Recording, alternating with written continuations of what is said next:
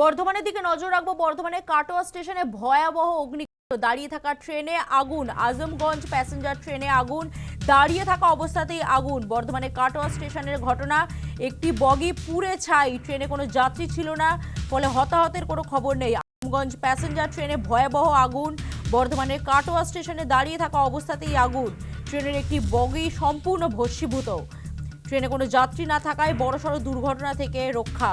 কিভাবে আগুন লাগলো তদন্ত শুরু করেছে রেল পুলিশ। 5টা নাগাদ আমাদের অফিসে একটা ফায়ার কল যায়, এখানে যে একটা কোচে আগুন লেগেছে। তো আমরা আসি এবং আগুনটা নেভাই। এটা কোথায় হয়েছে? এটা হচ্ছে কাটোয়া জংশনের 2 নম্বর প্ল্যাটফর্ম। ট্রেনটা কি আগুন? না, পুরো ট্রেন না, একটা ট্রেনের একটা বগি, একটা কোচ। কোনো যাত্রী কি ছিলেন? না, এর মধ্যে কোনো যাত্রী ছিল না, এটা হচ্ছে এমটি অবস্থায় দাঁড়ানো ছিল। ট্রেনটা কি ছাড়ার কথা ছিল? সেটা বলতে পারবো না।